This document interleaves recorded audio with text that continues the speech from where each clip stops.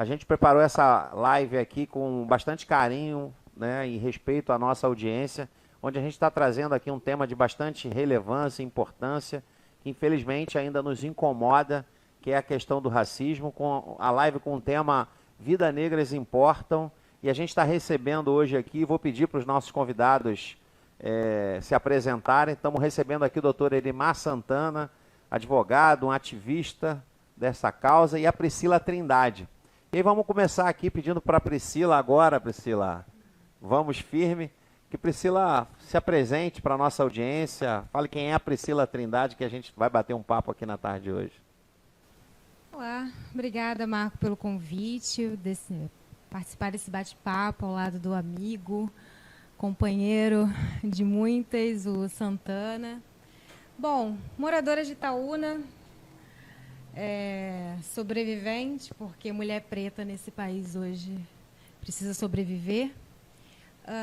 Uma ativista cultural, está sempre se movimentando, quando não está participando ativamente de projetos, está apoiando os projetos dos amigos, compositora, mãe, amante dos animais, não posso deixar de falar deles. Enfim, estou aqui para contribuir para esse bate-papo dentro da nossa cidade, é muito importante. Obrigada, Marcos, mais uma vez. Marcos, desculpa. Eu que te agradeço, Priscila. Passar agora para o nosso amigo, doutor Erimar Santana. Bem, boa tarde a todos e todas.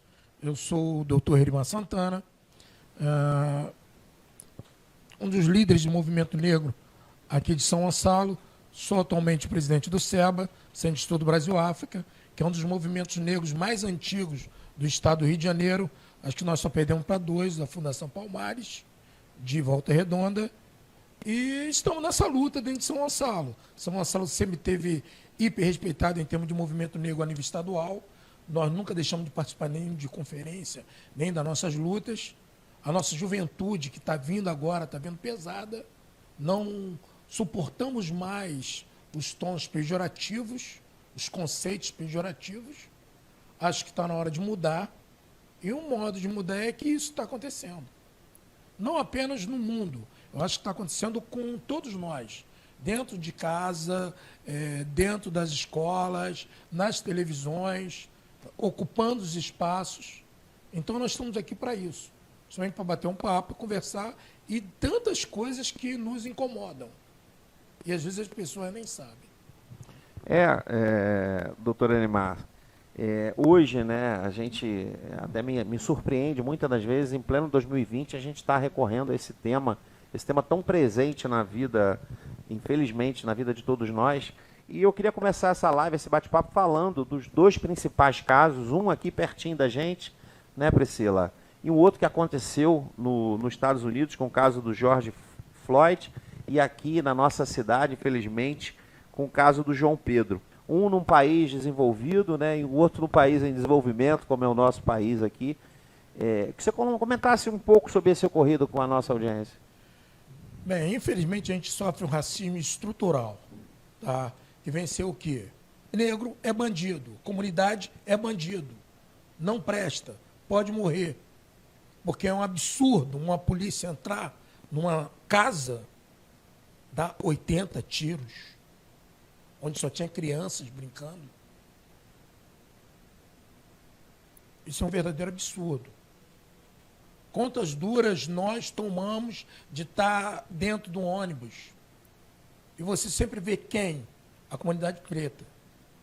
O jovem preto sendo chacoalhado, sendo punido por uma coisa que ele nem sabe que ele fez. Isso já vem desde a época da escravidão. Ninguém conta que nós éramos reis, rainhas, engenheiros, arquitetos, curandeiros na África. Fomos trazidos como escravos para o Brasil, onde metade da carga morria e era jogada no mar. E aqui juntava todo mundo falando dialetos diferentes, a gente não tinha nem condições de sair. E eu falo sempre nas minhas palestras, a primeira cartel que teve do senhorzinho foi justamente com o negro. De qual? Não vamos dar emprego para negro. Eles não querem liberdade? Então bota eles para fora e deixa eles pastarem à vontade. Então, foi o primeiro cartel que existiu. Aí veio a lei da vadiagem, onde tinha que apresentar documento, o negro não tinha documento, onde a nossa arte marcial, que eu chamo arte marcial, porque realmente que é a nossa capoeira, que ninguém aqui dá valor, mas é altamente referenciada. Não tem um filme de luta que passa internacional que não tem um cara jogando capoeira. Foi marginalizada, até 15, 20 anos atrás, nossos mestres de capoeira eram tidos como vagabundo, eram proibidos de fazer a arte deles. Fomos empurrados para os guetos e tratados como marginais. A única ferramenta que a gente tinha era justamente qual? A escola. Isso estão tirando da gente. Porque nós não podemos fazer leis e as leis não serem cumpridas. Uma coisa mais simples que tem para o aluno, hoje em dia, seria a capoeira. Que não precisa de tênis, não precisa de roupa, não precisa de nada. É fácil, é simples fazer. Poderia ser instituído isso dentro da escola. Mas simplesmente a lei existe e ninguém cumpre. Então, isso que vem acontecendo nada mais é do que uma relevância. Não é que o racismo aumentou. É que nós estamos tendo coragem de gritar e falar que o racismo existe. Fazendo uma observação sobre o caso do George Floyd, é uma situação bem diferente do que aconteceu, né, com o João Pedro. Lá nos Estados Unidos, existe uma política de encarceramento. O Santana, que é um jurista, entende bem melhor do que eu. Estou aqui como uma cidadã de São Gonçalo, que estou sempre inquieta e conversando e gosto realmente desses debates políticos. Principalmente quando a pauta é racial e pauta de mulheres. Quando a gente pensa no caso do George Floyd, a gente observa que nos Estados Unidos existe uma política de encarceramento em que muita gente tem interesse, porque muita gente enriquece, ganha muito dinheiro com o encarceramento nos Estados Unidos, que é um modelo diferente aqui no Brasil, né?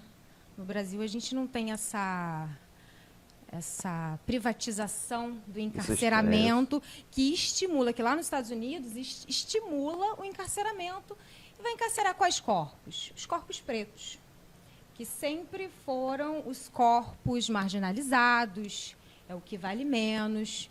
Já que eles querem ganhar dinheiro, vamos ganhar dinheiro em cima dos corpos pretos. Aqui, trazendo para a nossa realidade aqui, né, de São Gonçalo, me abala muito mais esse caso do João Pedro, porque foi na minha área. Eu sou moradora de Itaúna, quer dizer, eu não sei se hoje eu sou moradora de Itaúna, né? Porque me colocaram moradora hoje do Complexo do Salgueiro, que é uma outra injustiça com todos os bairros que hoje, né, foram colocados como pertencentes do Complexo do Salgueiro. Você anula a história de cada bairro, né? As especificidades que tem daquelas pessoas que moram em cada região. Então, nós fomos jogados todos no balaio do Complexo do Salgueiro. O menino João Pedro faleceu, era no bairro de Itaoca, respeito ao bairro de Itaoca. Mas, então, foi muito próximo, ainda da idade do meu filho, 14 anos. Não foi um caso isolado, acontece todo dia.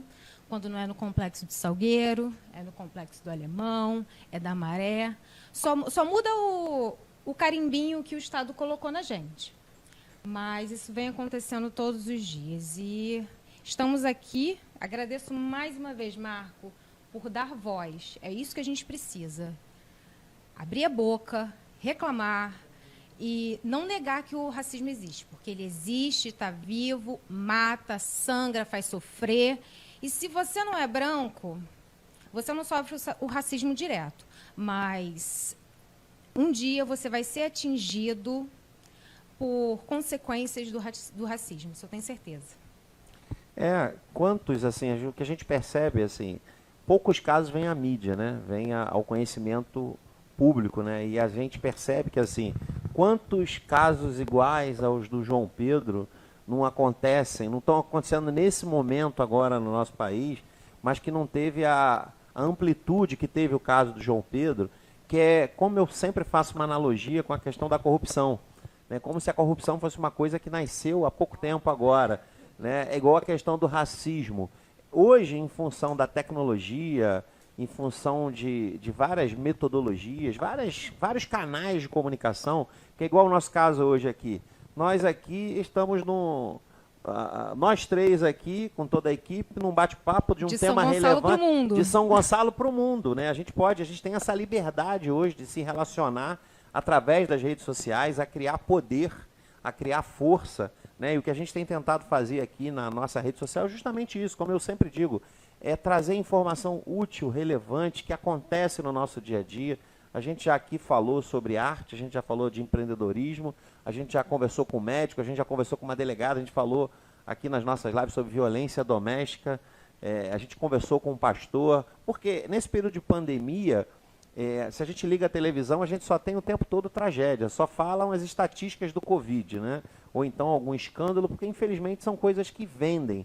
Mas o que a gente percebe é que hoje a tecnologia ela veio para dar voz, para dar força.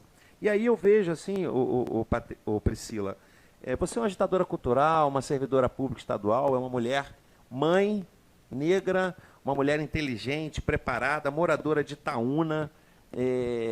Como a gente está falando de São Gonçalo para o mundo, é de Itaúna para o mundo, né? E hoje, você imagina assim, quantas Priscilas a gente precisaria, né, hoje? Como é que você vê hoje assim, a sua luta, da sua realidade onde você vive, a dificuldade que você encontrou para poder ter voz, para poder participar? O que despertou na Priscila hoje esse ativismo, essa participação popular, essa guerreira, essa luta? O porque assim, a gente sempre culpa um ambiente pelo fato de limitar a gente, né? A gente acha que muitas das vezes a nossa origem, o local que a gente vive, pelo fato de eu ser de São Gonçalo, a gente mesmo às vezes cria um preconceito local e a gente acaba se limitando.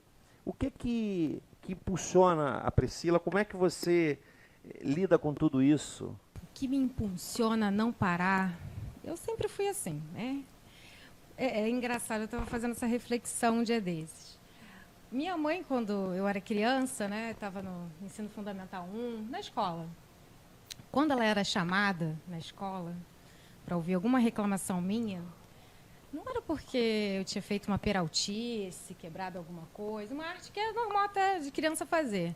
Não, minha mãe sempre era chamada e recebia a reclamação sempre do mesmo estilo. A Priscila, ela é insubordinada, ela é respondona, ela não aceita ordens de superior. Bom, naquela época eu levei algumas prensas da minha mãe por isso, mas hoje eu enxergo que a Priscila que não se cala, a Priscila que enfrenta, muitas vezes vista como uma mulher forte, corajosa, ela sempre existiu. Só que hoje existiu, né, um corpo, uma forma, sou uma mulher adulta, e eu não me considero forte. A mulher preta, ela sempre recebe esse rótulo, né, de mulher forte, mulher guerreira. Mas será que ela não apanha mais? Ela é mais forte ou ela apanha mais?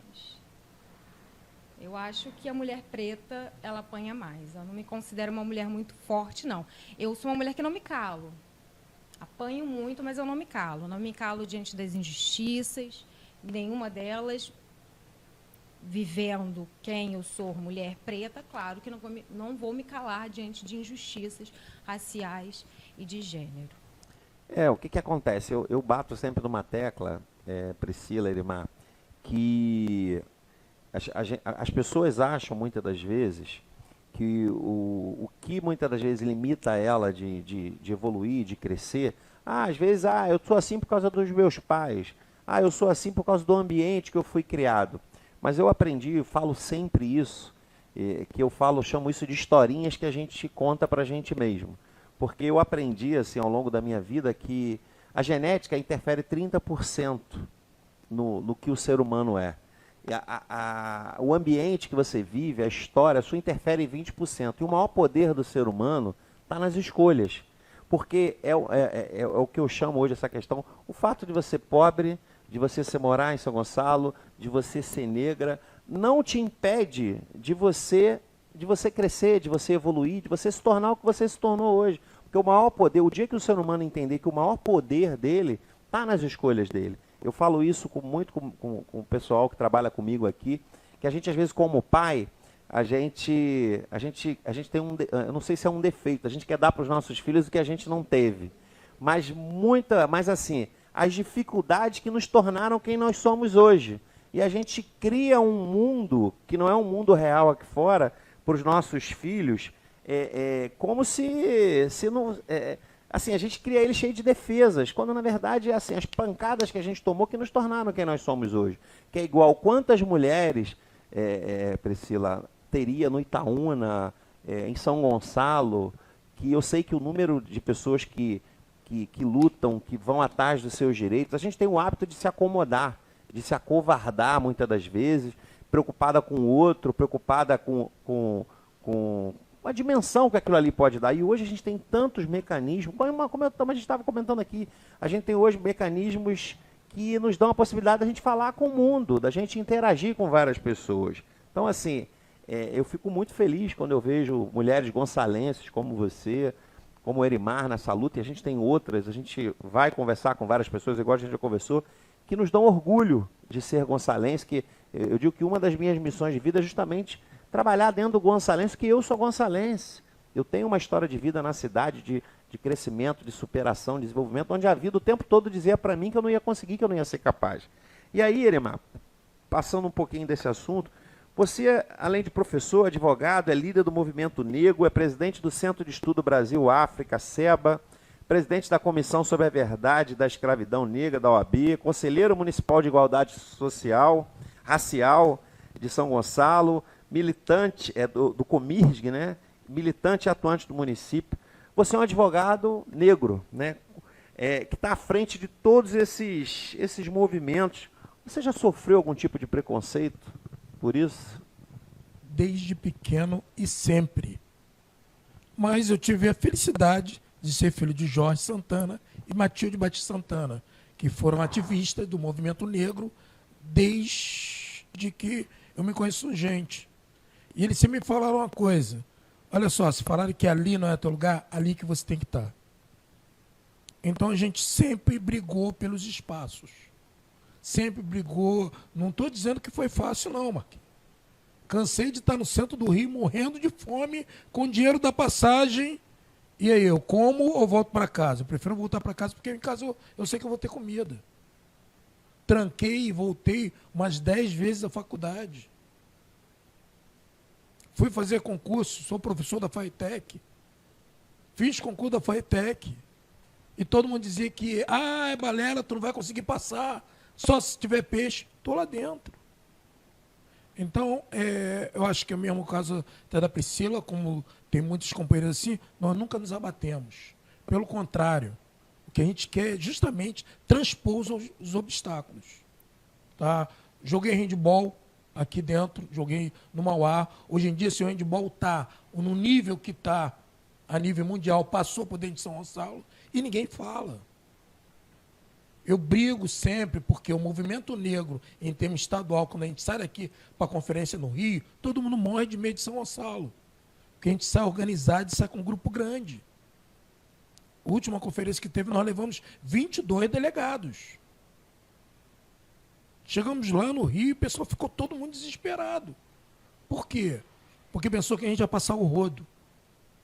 Porque tem a conferência nacional e quem tem mais votos vai com mais gente. Só que nem precisou, porque nós ocupamos quase todas as vagas. Então, nós fazemos por onde? São Gonçalo é uma comunidade negra. Nós temos milhões de valores aqui dentro.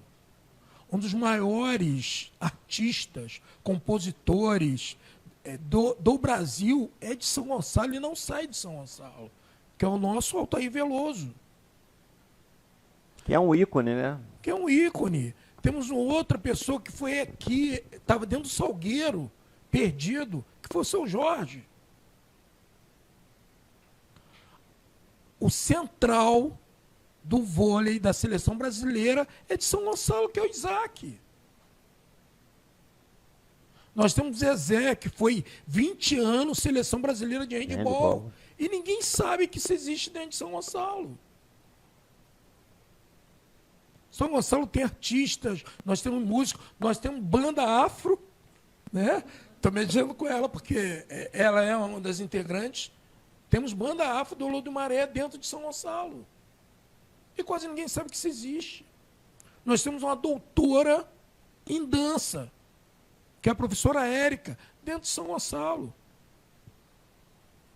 Três bailarinos afros a nível estadual, referência em todos os lugares, que é o Edjo Auré, Sônia Lumumba e Geisinara, de São Gonçalo. E muita gente não sabe nada disso. Não sabe o que existe aqui dentro. Acharam absurdo quando eu trouxe 2 magistradas negras dentro de uma palestra da OAB. Da gente ter um juiz, um Nicolite, negro, atuando dentro do município. João Luiz do Corijão. Um cara que foi secretário de Educação, uma sumidade. Você fica de boca aberta só vendo ele falar. E ninguém dá valor dentro do município.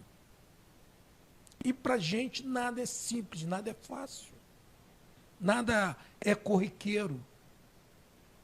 A gente tem que brigar pelos espaços. A gente milita, a gente briga. Eu sou brigão mesmo, adoro uma briga. Tento conversar o máximo possível, quando não dá, bato na mesa e viro mesa mesmo. Tá? Acho que a minha função é essa. O meu jovem negro está precisando disso, precisa de exemplo, precisa de força. Você fala, eu estou aqui, pode fazer, compra o barulho que nós vamos comprar o barulho junto com você. Então, eu acho que é obrigação minha estar nessa representatividade. Não só aqui, como em tudo quanto é lugar. Na época de mês de novembro, a gente é convidado para dar palestra em tudo quanto é lugar. Só que eu falei, vamos parar com isso em novembro, porque eu sou negro o ano todo. O ano todo eu estou sofrendo discriminação. O ano todo a professorinha fala, poxa, pentei o cabelo da tua filha para melhorar, para não vir tão bagunçado. Acabou o processo de embranquecimento que nós sofremos. Que, procura um cara mais clarinho, para não sair tão negro, para não ter um nariz tão grande, não sair tão assim, como Dandara sempre fala, e vocês falaram, a carne mais barata é a carne preta. Nós estamos embaixo da pirâmide. Menores salários, péssimos empregos. Eu cansei de ser maioria na favela, cansei de ser maioria na limpeza, cansei de ser maioria no subemprego. E a única coisa que pode nos salvar é a educação. Que, infelizmente, o próprio município nos nega, o próprio governo estadual nos nega. Nós estamos aqui em São Gonçalo, 1,5 milhão de habitantes. Nós não temos um Instituto Federal, não temos uma FAETEC, não temos um Cefet, não temos um Pedro II, não temos um colégio militar. Por que nós não temos? Porque nós temos que sempre o primo pobre de Niterói. Se nós temos um celeiro de beldades dentro do município. Fiz jiu-jitsu também aqui dentro de São Gonçalo. Nós estamos mandando mestres para fora. Então, aqui é um celeiro maravilhoso. Basta que queiram trabalhar. Basta que queiram deixar a gente trabalhar. É o que eu falo, Elimar. O poder do ser humano não está na cor de pele, né? Eu digo assim, quando a gente está diante de um problema, a gente tem sempre 2 caminhos, ou luta ou foge. O que a gente precisa é que a sociedade entenda que Elimar sozinho, Priscila sozinha, a gente precisa de que as pessoas se posicionem na busca dos seus direitos, porque o ambiente, o mundo já vem nos limitando. Parece que assim, querem tirar a nossa voz, querem tirar a nossa força.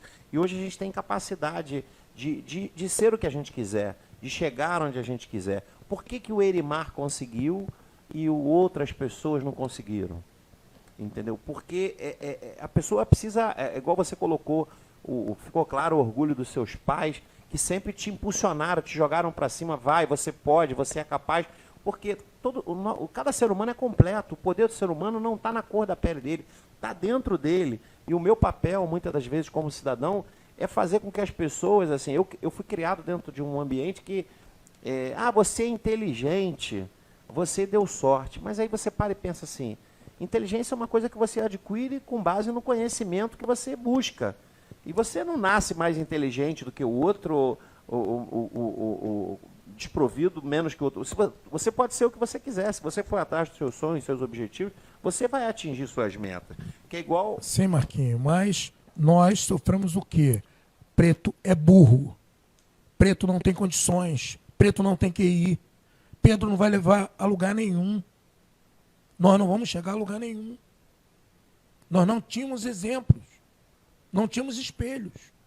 Hoje nós temos. Temos vários espelhos. Porque nós estamos quebrando as barreiras. Quebrando os protocolos. Então, assim, é aquela questão, se o Erimar consegue, se a Priscila consegue, outras pessoas vão conseguir. E aí vamos trazer um tema, assim, até aproveitando, Priscila, que não dá para a gente ignorar isso, mas assim, como que vocês encaram hoje, que é uma coisa que a gente sabe que acontece, infelizmente, é triste, como eu falei, o poder e o conhecimento não está na cor da pele. Mas muitas empresas hoje, elas oferecem salários mais baixos para as pessoas negras. Como é que vocês veem isso? Bom, se a gente for fazer uma análise histórica de que os empregos foram ofertados aos negros após a abolição, no momento que eles tiveram a liberdade deles, como disse o Santana, você quer liberdade? Então vai jogar essa galera no mundo. E o que eles conseguiam eram os empregos tipo, como subempregos. E por conta do racismo que é estrutural em todos os níveis, a tributação ela pega mais no negro, a saúde precária, o negro ele vai sofrer mais. Quando a gente tem essa dificuldade de ofertar, o que é ofertado ao negro? Por que o negro ganha menos? O que é ofertado? Quais são as vagas de empregos que são ofertadas ao negro? Hoje, a gente está numa situação muito séria, mundial. Mas vale para... É um momento de reflexão. A gente não pode passar por essa dor sem refletir, ressignificar várias coisas na nossa vida. Bom, agora a gente está tendo retomada do comércio, mas há 2 meses atrás, com tudo fechado, só o que funcionava era os hospitais, farmácia, mercado. Majoritariamente, quem a gente vê como atendente, como as caixas dos supermercados?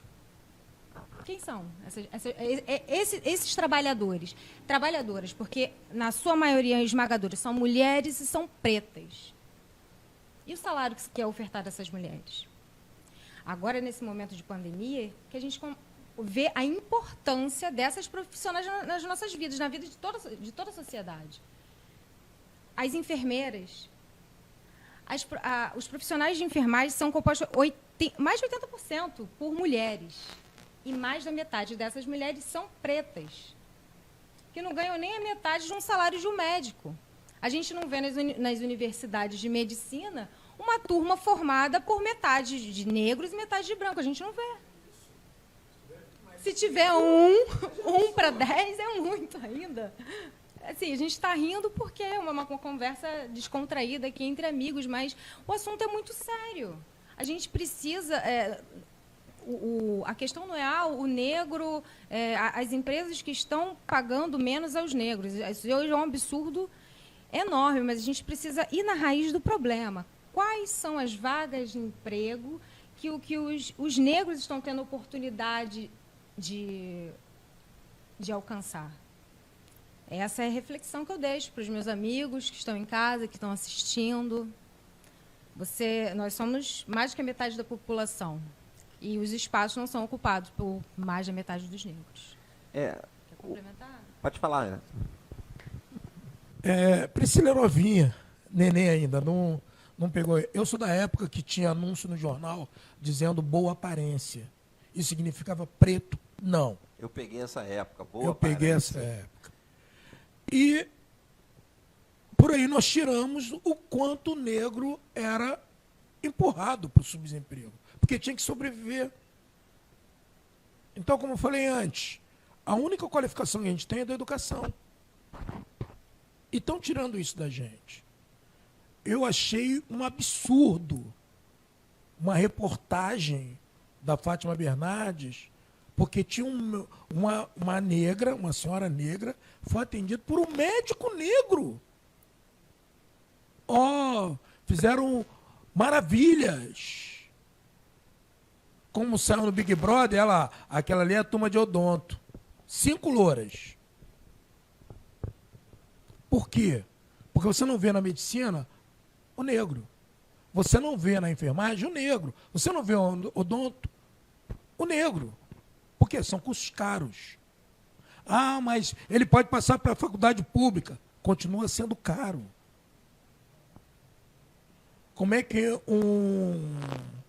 um pai do complexo do Salgueiro vai bancar um filho numa faculdade de medicina na UF, onde ele tem que passar o dia inteiro? Os livros são caros, roupas são caras. E ele tem que estudar. Então nós não conseguimos. Nós não bancamos.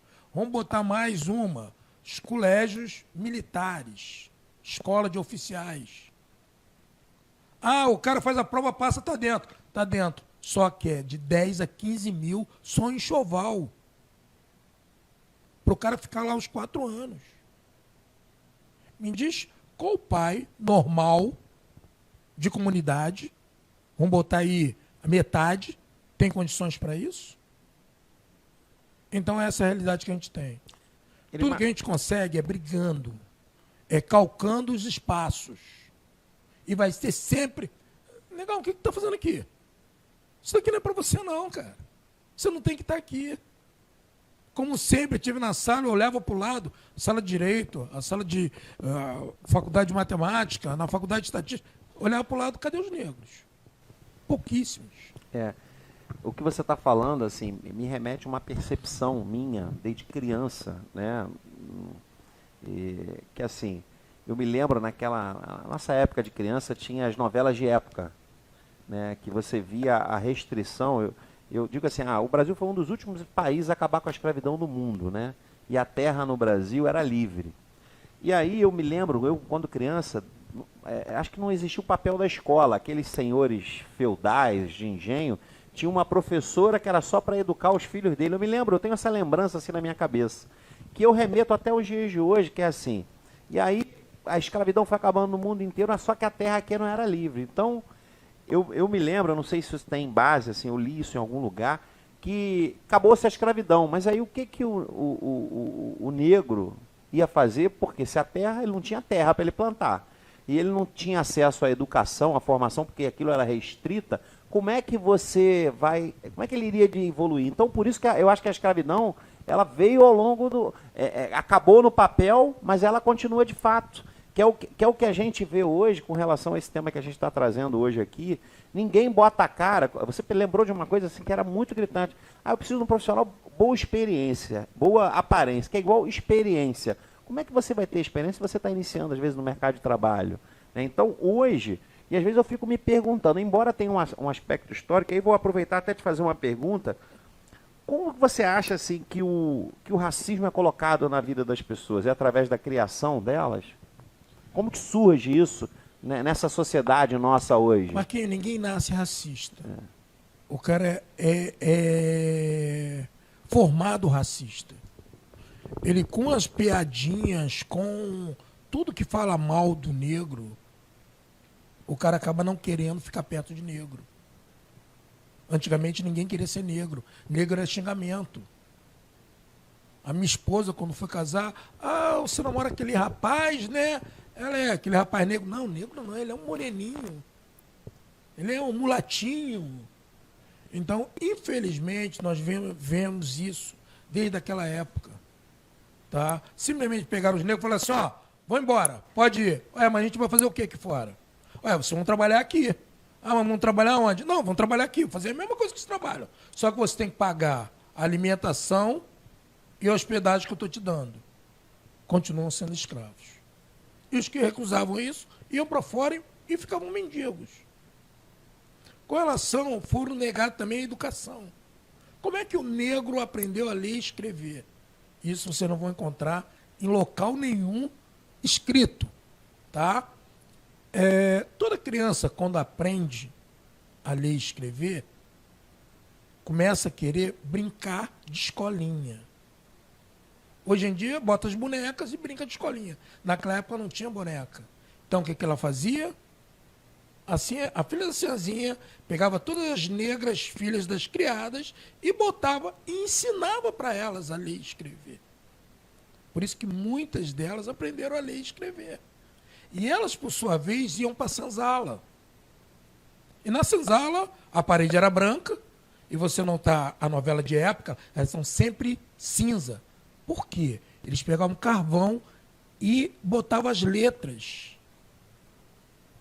na parede, ensinando os outros a lerem. Só que eles eram obrigados a pagar também.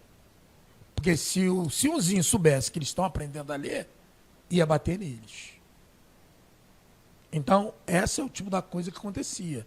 Uma outra coisa que acontecia muito, por exemplo, eu sempre pergunto, capoeira. Capoeira é dança ou é luta? A pessoa dança, é dança. Não é dança, o pessoal está sempre... Não, é luta. Pô, mas o pessoal fica... Tá, como é que eu vou falar pro senhorzinho que eu estou treinando uma luta para brigar contra ele para ele poder fugir? Então, eu tinha que maquiar como uma dança.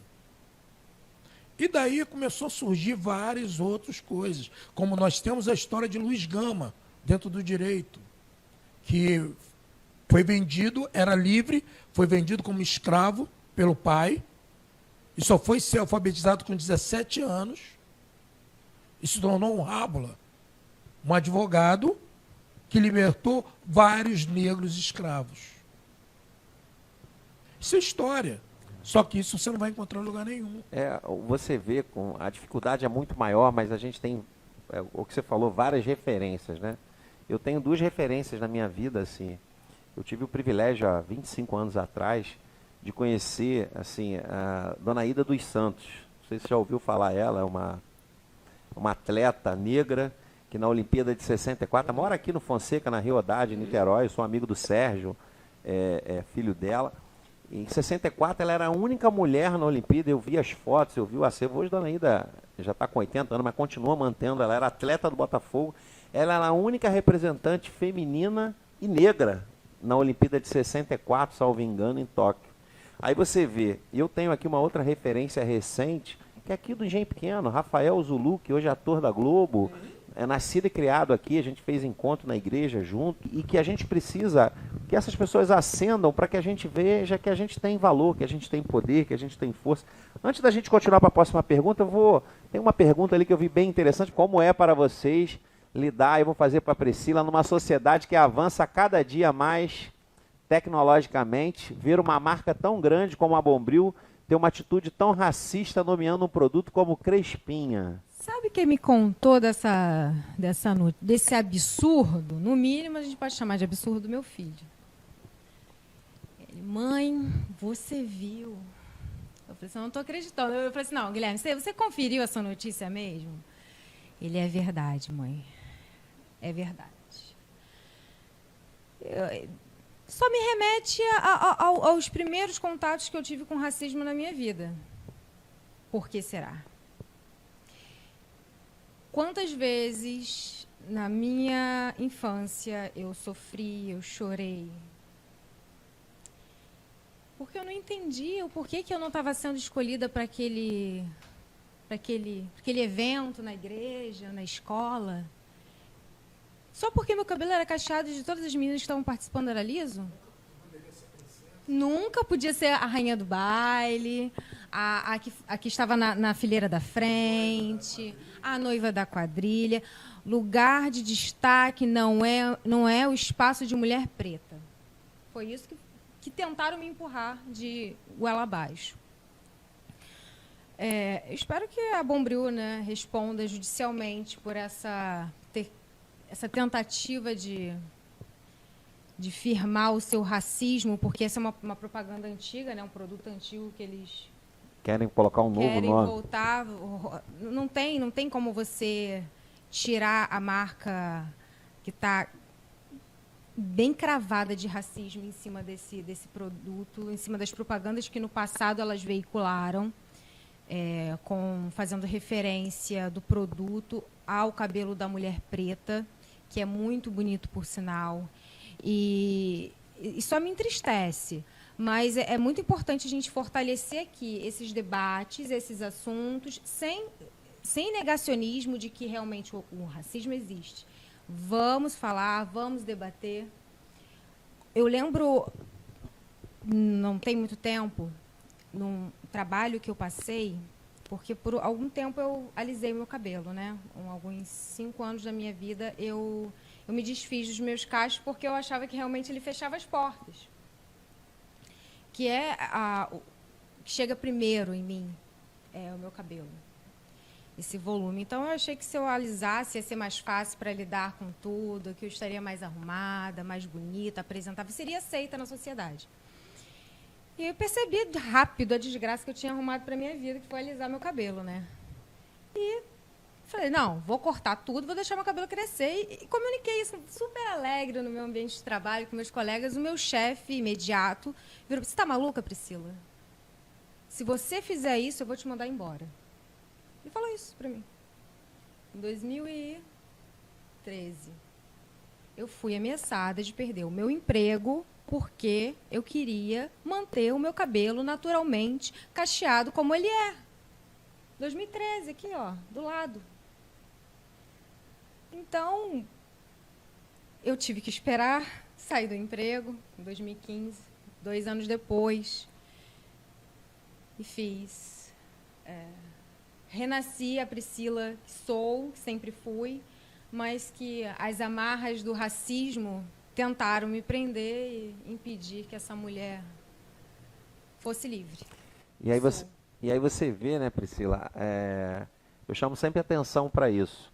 Eu tenho a filosofia de que nós viemos nesse mundo para que a gente implemente o nosso ritmo, as nossas crenças, o que a gente acredita. E, às vezes, enquanto você estava falando, eu estava percebendo assim, se a gente não ficar vigilante, se a gente não tiver uma posição firme e concreta, a gente permite que o ambiente capture a gente. Né? Como você mesmo falou, num determinado momento eu me questionei se o meu cabelo não estava me limitando. E aí você abriu mão, como se você abrisse mão da Priscila, assumisse um outro papel para atender o interesse do outro. Quando, na verdade, eu sempre bato nessa tecla de que a gente tem que ter posição, a gente tem que ter valores, a gente tem que ter nossas crenças, a gente tem que valer nosso ponto de vista, mas infelizmente a gente tem sempre uma preocupação com o outro. O que o outro vai pensar a meu respeito, né? A gente vive em sociedade, né, Marco? Assim, a gente não vive sozinho, ninguém vive na sua bolha separado. Né? A gente vive em sociedade, a gente está o tempo inteiro, todos nós, independente de raça, de classe social, a gente está o tempo inteiro tentando se afirmar na sociedade, se colocar, se posicionar e ser aceito.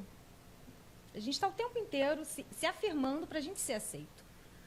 No seu trabalho, você faz um bom trabalho por quê? Porque você quer ser aceito como um bom profissional, como uma pessoa bacana, que cumpre com as suas obrigações, com os seus deveres e obrigações, que isso vai remeter a você uma imagem de boa pessoa, de indivíduo bacana da sociedade. Então, a gente está o tempo inteiro tentando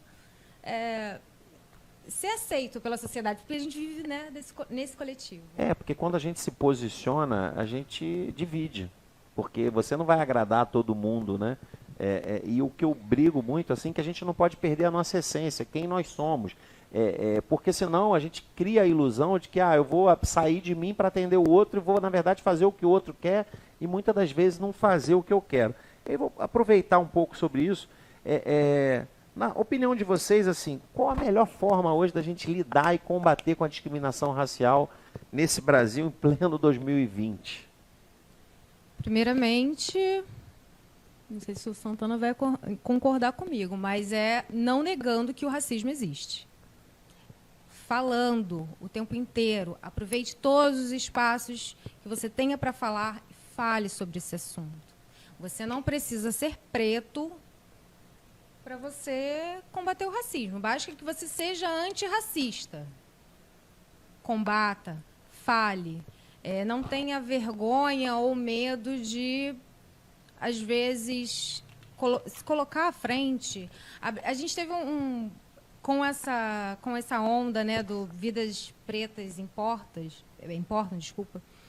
A gente teve um movimento de vários artistas, não sei se vocês acompanharam, emprestando suas redes sociais, artistas brancos, personalidades brancas, emprestando as redes sociais, que é um canal de comunicação enorme, dando espaço para pessoas pretas falarem um pouco sobre racismo. Por exemplo, qual é o nome daquele rapaz do Minha Mãe é uma Peça? Paulo Gustavo. Paulo Gustavo. Ele entregou a rede dele para Djamila. Entendeu? Assim, é dessa forma que a gente pode combater o racismo.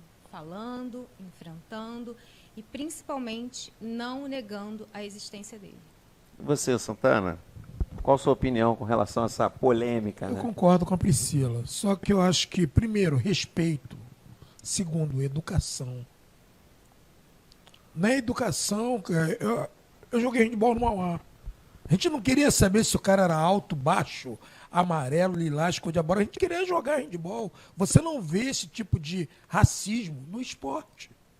Você vê na arquibancada. No esporte, não. A gente se respeita. Pelo contrário, eu fui atleta de atletismo universitário e por eu ter conseguido um índice bom, o pessoal da Castelo estava torcendo por mim. Mas não estava torcendo por mim porque eu era atleta. Estava torcendo por mim porque eu era um atleta negro. E estava ali, participando, brigando de igual para igual. Eles acharam o máximo aquilo. Então, o negro, ele torce para o negro. Todo mundo vem com a filosofia de, não, o mais racista é o negro com o próprio negro. Ninguém fala do processo de embranquecimento que nós sofremos. Ninguém fala sobre o processo de negação que nós sofremos.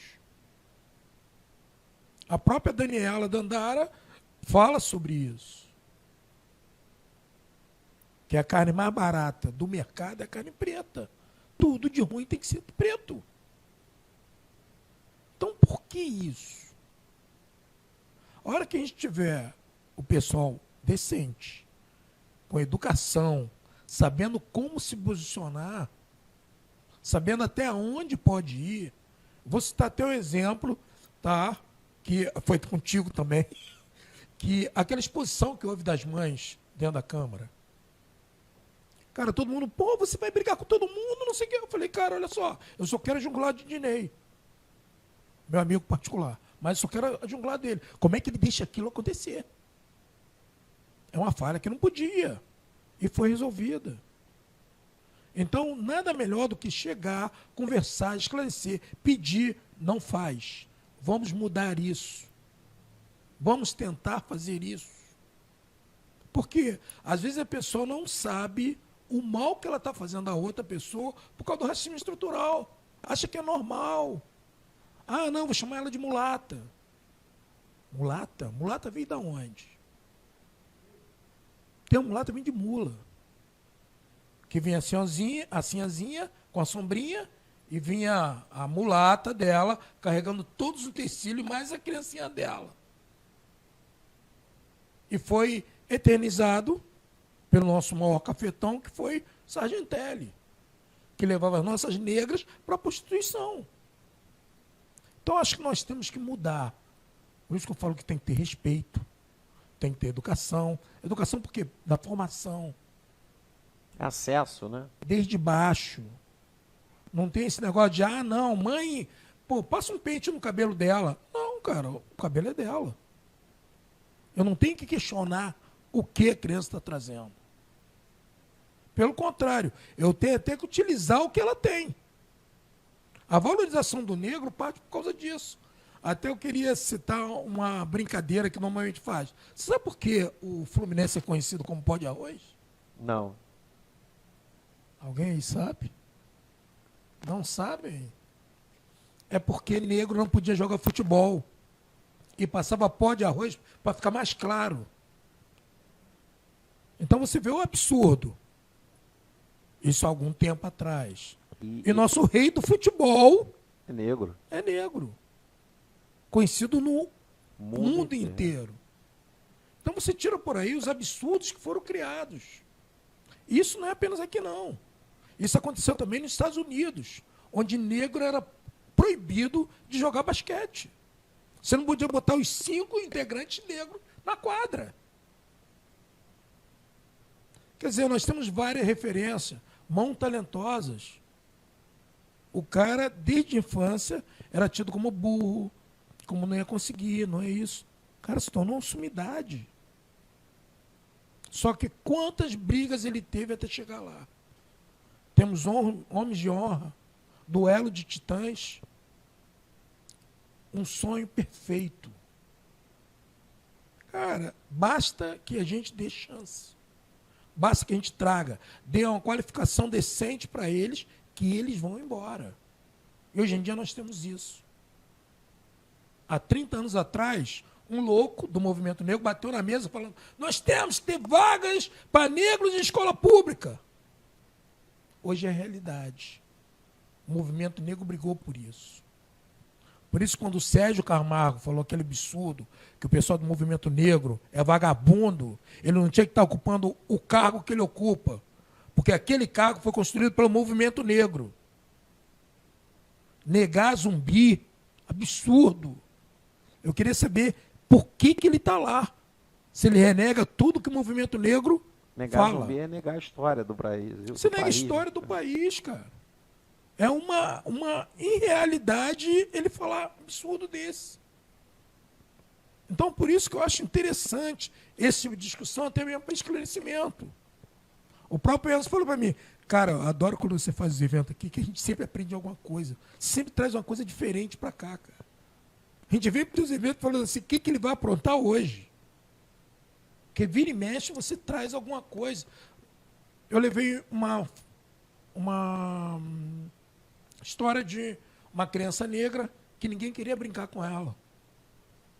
Porque falaram que ela era suja. E ela brincava sozinha. Até a mãe dela descobrir isso. E eu levei isso para dentro da OAB.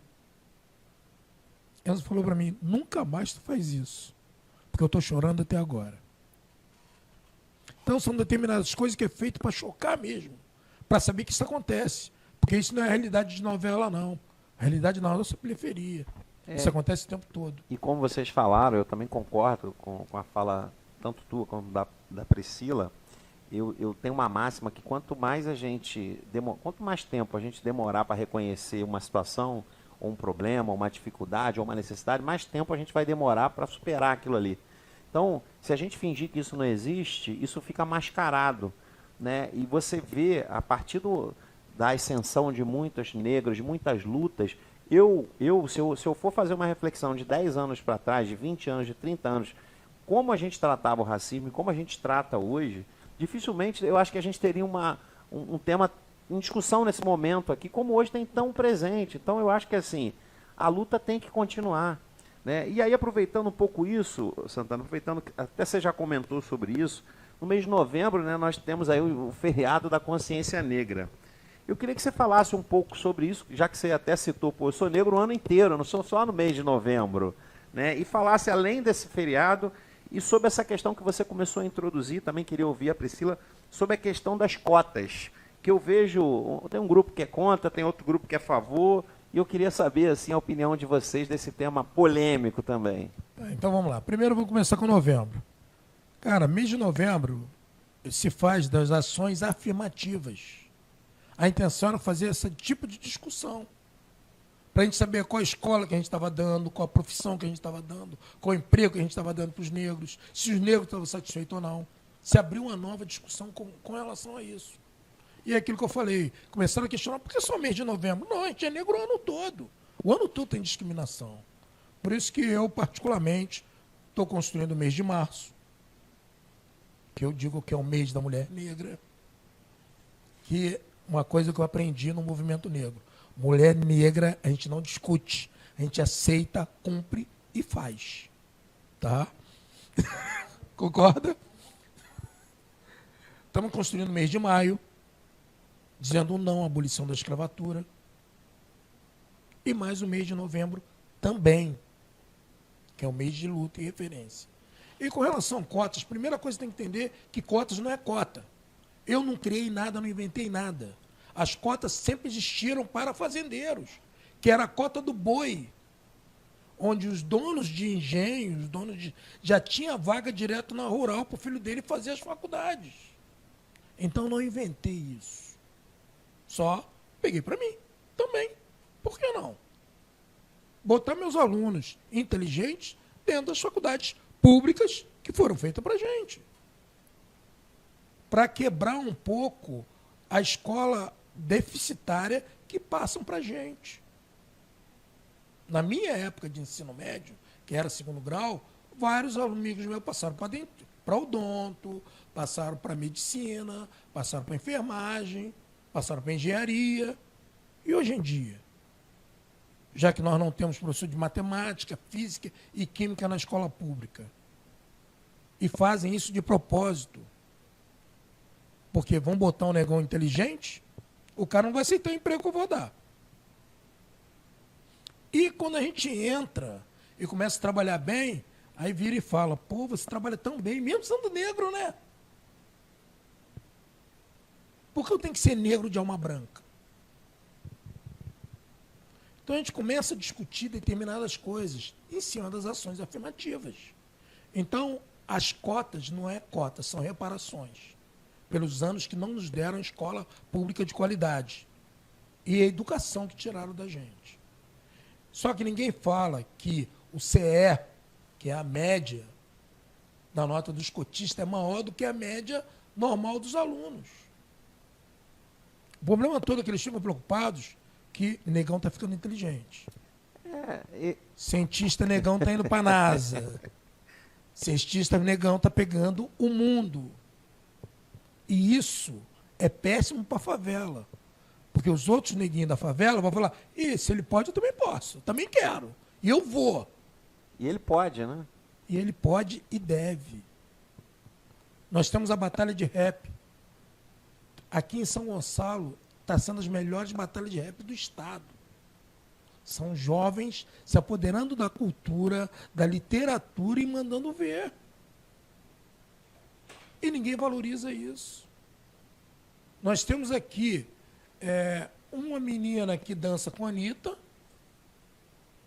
Tem uma modelo daqui de São Gonçalo, altamente interessante. Mandaram ela passar um produto no cabelo, ela passou um produto no cabelo e o cabelo caiu. Ficou careca. Cortou a zero. Ela foi na agência, que tinham convidado ela para fazer um teste. Cara, mas eu tô assim. Pô, não, o cara não vai querer estar... Sem exagero. Quando o cara entrou, olhou para ela que eu quero. Logo de cara. Não queria outra modelo, queria ela. As outras poderiam até vir, mas ela queria ela. O modelo mais caro do mundo, durante um bom tempo, foi o Sebastian, que era negro. E hoje em dia nós estamos ocupando todos os espaços possíveis, que é isso que a gente tem que fazer. Acabou aquele escândalo da Maju ser a âncora da Globo, isso é um absurdo. Uma negra está lá, inclusive ser atacada por causa disso. Lázaro Ramos, Thaís Araújo, são atacados por serem negros. Por quê? Tem que fazer igual ao Carol Conká? Aloprar mesmo, meter o dedo na ferida? Então é isso que a gente está fazendo, ocupando os espaços. Eu acho que esse é o caminho, é trazer essa discussão presente, porque só assim a gente... Quer falar sobre isso também? Santana deu uma aula, né? Eu só posso aqui bater falar depois de Santana é complicado. O que me resta? O que me resta é apenas concordar com cada vírgula, cada palavra que ele disse.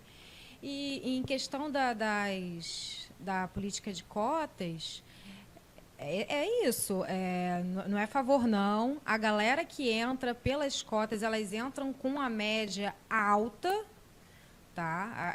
É uma galera que está ali, que precisou estudar muito mais, mesmo entrando por cotas, tendo aquele espaço reservado para eles, estudou muito mais do que a maioria, porque o cotista, ele não é...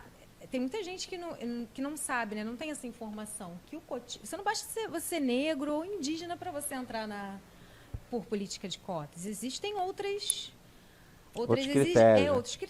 critérios. Ter estudado, concluído o 2º grau em escola pública. Tem. Exatamente.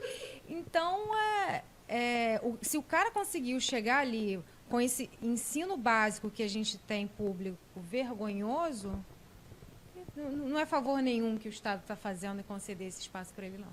Na verdade, assim, minha opinião pessoal, eu acho que o vestibular é porque não tem vaga para todo mundo. O correto era o Estado ter vaga para todo mundo e a educação chegar ao alcance de todos, né? Porque cria-se esse processo seletivo pelo fato de não ter condição e estrutura para atender todo mundo. Mas o que a gente tem que brigar e defender é que hoje, eu costumo dizer que é a informação que transforma.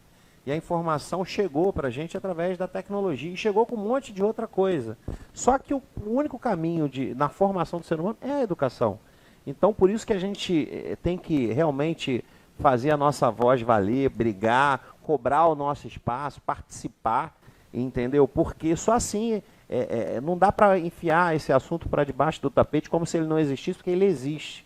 Ele é presente, e a gente tem que cobrar cada vez mais que isso esteja na mesa, esteja na pauta. Como você mesmo colocou o episódio da Câmara, serviu de uma reflexão, porque, e aí vamos fazer uma analogia com relação a essa questão da Bombril ali, a pessoa tem que pensar em todas as possibilidades. Espera aí, eu vivo numa sociedade heterogênea e inclusiva. Eu estou atendendo a todos os anseios, eu estou incluindo, ou eu estou excluindo alguém. Né? Porque a gente é composto de todos, né? Eu brinco que a gente depende do outro sempre, até para nascer. A gente não consegue nascer sozinho, a gente depende dos nossos pais. Gente, esse papo aqui rende muitas horas de live. Eu estou aqui me coçando, porque eu ainda tenho umas perguntas para fazer para vocês. Aí estão surgindo mais perguntas boas ali. Eu estou me coçando para te sugerir fazer o Vidas Negras Importas parte 2, parte 3, parte 4, porque o que a gente tem aqui em São Gonçalo é gente boa, competente, cheia de conteúdo para trazer e enriquecer essa live. É verdade. A gente está chegando no final aqui, eu tenho uma última pergunta até, Priscila, trazendo um tema complicado, né, que a gente viu nas manchetes, no jornal recentemente, né? Você sofreu uma situação complicada, né, através de um sargento da Marinha, foi preso por uma importunação sexual após ejacular no braço de uma mulher em um ônibus no Rio. Conta pra gente como foi viver tudo isso e qual o aprendizado, o que isso trouxe. Viver e reviver, porque não foi a primeira vez que aconteceu, mas foi o momento que eu consegui dar um desfecho diferente das outras vezes que eu passei por essa situação complicada. Bom, que eu deixo aqui uma mensagem para as mulheres, para quem acompanhou, quem quiser ir depois na minha página, está lá as postagens sobre o caso que aconteceu. Eu deixo uma mensagem, que foi uma mensagem que eu quis passar no dia. Foi veiculado em vários canais de mídia, que tenha coragem, mulher, você não está sozinha, denuncie, não tenha vergonha. Quem tem que ter vergonha é o criminoso, ele que cometeu um ato vergonhoso. Não tenha vergonha de se expor, bote a sua cara assim, fale, abre a boca, grite, peça ajuda. Você homem, ou mulher mesmo, está vendo uma outra mulher passar por uma situação constrangedora, uma situação difícil, dá a mão, apoie. Porque, no meu caso, naquele dia em especial, eu devo muito ao apoio que eu recebi das mulheres daquele ônibus. Infelizmente, não teve nenhum homem, o ônibus estava cheio, estava lotado, não teve nenhum homem que tem se posicionado, colocado à frente, se disposto a me ajudar naquele dia. Os primeiros homens que me ajudaram foram os policiais que abordaram o veículo. O meu apoio, a minha força foram daquelas mulheres. Elas seguraram... Não, a gente não vai deixar isso. Me ajudaram a segurar o rapaz, me ajudaram a chamar a polícia, me encorajaram e me deram força para denunciar esse crime. Então, mulher, não se cale, denuncie, não tenha vergonha. Procure uma delegacia especializada, as DEANs, tem DEAN no estado do Rio de Janeiro todo. Aqui em São Gonçalo a gente tem uma delegada à frente da DEAN, maravilhosa, doutora Débora Rodrigues. Incrível, você vai ser muito bem atendida, não tenha vergonha, denuncie. E se você viu uma mulher passar por alguma situação de violência, se coloque na frente, ajude essa mulher, não deixe, não compactue com esse tipo de crime. Essa é a mensagem. Obrigado, Priscila. Eu queria passar para vocês, para a gente fazer umas considerações finais, e aproveitando também, nas considerações finais, Priscila, que você falasse também para a gente como foi a participar da banda Afro Olodum Mirim, e aí para a gente caminhar para o nosso final da nossa live. Foi uma delícia. Uma delícia, minha experiência. Foi rápida a passagem pelo Olodum Mirim. Eu tive que me afastar porque algumas decisões na minha vida eu tive que tomar, mas foi uma passagem deliciosa. É um grupo que tem sede ali no Vila Laje, muita gente não conhece. Vale a pena conhecer. É um grupo de música e dança afro, com várias crianças ali da comunidade, muita percussão. À frente, o BJ, incrível, grande. No Conjunto Araribóia, na Vila Laje. Conjunto Araribóia, exatamente. Olodum Mirim. Então, toda a minha reverência e gratidão pela minha passagem por esse grupo. E eu espero, em breve, estar de volta com eles. Tive um encontro alguns meses atrás com o BJ, por acaso, e ele deixou as portas abertas para quando eu quiser eu voltar. E é isso. Aproveito para agradecer o convite e passo a bola para o meu querido Amado Santana.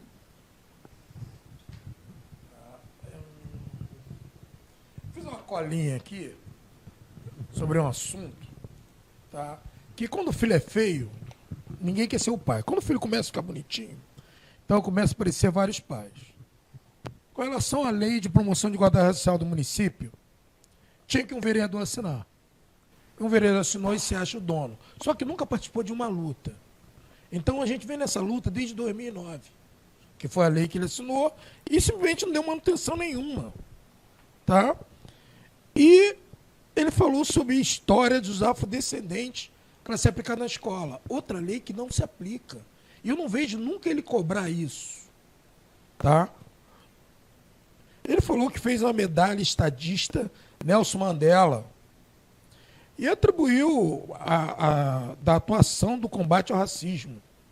E concedeu a Thaís Araújo, a Joneissa Maju. As companheiras que me perdoem, eu adoro elas. Acho que são pontos fundamentais. Mas eu acho que a gente tem que olhar mais para São Gonçalo. Tá? Por que olhar para São Gonçalo? São Gonçalo, nós temos um celeiro de esporte. Nós somos um celeiro de história negra. Sabemos quantos nossos companheiros brigaram e militaram para que isso aqui existisse. Para que o negro não tivesse passar por tudo isso. Posso citar aqui, quando João Luiz foi secretário de Educação no primeiro governo de Ezequiel, foi o movimento negro que botou ele lá. Nós brigamos para que isso acontecesse. E o SEB e o CNERJ são entidades nacionais que estão aqui dentro de São Gonçalo. Eu acho que o nosso vereador nem conhece, não sabe nem quem é. E se São Gonçalo é respeitado no Rio de Janeiro, é graças a gente do movimento negro. Por isso que nós botamos. Eu acho um absurdo chegar no Rio e falar que a gente é um bairro de Niterói. Por isso que eu berro São Gonçalo. Existe.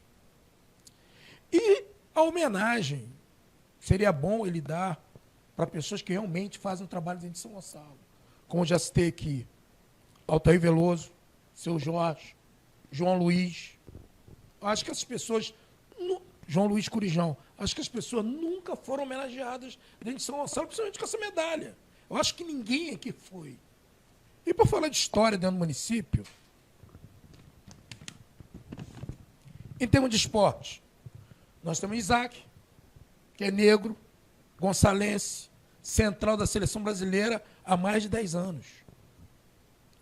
Tem o Joilton Batista Santana, que é meu irmão, jogador de basquete, e o João Blue, que é professor da Universo, que pegaram seleção carioca de basquete, aqui dentro do município, junto com o Paulo, que é outro professor nosso daqui, que também joga basquete.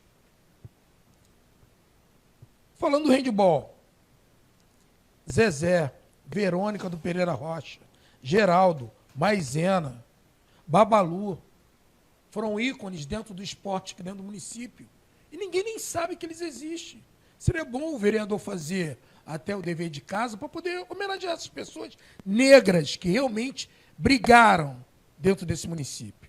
Trabalhavam, davam treino no Mauá sem salário.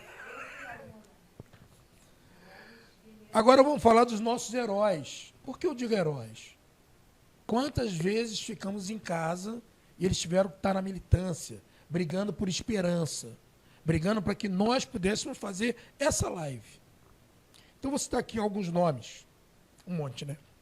Jorge Santana, Matilde Batista Santana, Moacir, percussionista, que era guarda municipal, Jadi, que era bailarino afro, professor Jorge, de educação artística, professora Cláudia, esposa do Jorge, mestre Machado, que é advogado, mestre Afonso, mestre Chita, mestre Puga, Mike Tyson, do Gradim, que é um amigo meu, parceiro da Brigada Paraquedista, que sempre trabalhou na segurança dentro do município. Temos a professora Marilé Santiago, a nossa bailarina Sônia Lumumba, nossa bailarina Geisinara, nossa bailarina doutora Érica, Jorge Almicar Santana, que é meu irmão, doutor em História da África, Edejô Ure, que é um dos melhores bailarinos afros que eu vi até hoje. Todo mundo que dança afro no estado do Rio passou pelo Edejô. Temos o professor Jael, o professor Luiz, daqui do Clélia-Nance, que faz um trabalho belíssimo dentro do município. O Daniel Ferreira, que é advogado e militante do movimento negro. O Juiz Nicolite. Agora vamos para as jovens. Tainá, Tainara, Soiane, que são jovens dentro do município formados de nível superior, do qual as mães, empregadas domésticas, lavadeiras, empregaram para quê? Para que a filha se formasse. Isso é história viva dentro do município. Tá? Advogada Glória, município, funcionária do município, da prefeitura. E a advogada Magda, militante de lá de Itaúna. São pessoas, assim, desculpa não citar mais nomes, só que eu ia ficar aqui o dia inteiro falando, a noite toda várias falando. Várias referências, Gonçalves. São várias referências vivas dentro de São Gonçalo que eu acho que tinham que ser valorizadas. Tá? Eu não quero que eu seja homenageado. Eu quero, sim, que a minha militância seja homenageada e seja vista. E seja realmente dado valor a quem realmente é de valor. Muito obrigado. Queria agradecer a vocês, gente, por ter atendido ao nosso convite. O que eu quero deixar como mensagem final, assim, é triste a gente, em pleno 2020, ainda está discutindo um tema tão atrasado, retrógrado, né? A gente trazer esse tema, mas como vocês falaram, e ficou muito claro aqui ao longo dessa live, que a gente tem que trazer ele enquanto ele não for superado, enquanto ele não for banido, enquanto ele não... Porque ele existe, infelizmente, né? E terminar essa live dizendo que a nossa cidade de São Gonçalo tem valor, tem vez, tem voz, e que vidas negras importam, né? Como todas as vidas. E vou levar a tua sugestão para o nosso pessoal para fazer Vidas Negras Importam 1, 2, 3. Foi ótimo receber vocês aqui no nosso estúdio. Agradecer também a nossa audiência, a todos que estiveram aqui com a gente. Gratidão. E se gostaram, gente, compartilhe aí nas suas redes sociais, seus amigos, família, para que essa informação, esse bate-papo tão gostoso aqui, chegue aí ao maior número de pessoas, tá bom? Gratidão a todos vocês.